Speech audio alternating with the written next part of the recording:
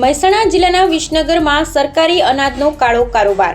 Padmavati floor મિલના નામે સરકારી અનાજનું મોટું કૌભાંડ. જિલ્લા પુરવઠા અધિકારી ઘોર નિંદ્રામાં અનાજ માફિયાઓ બેફામ.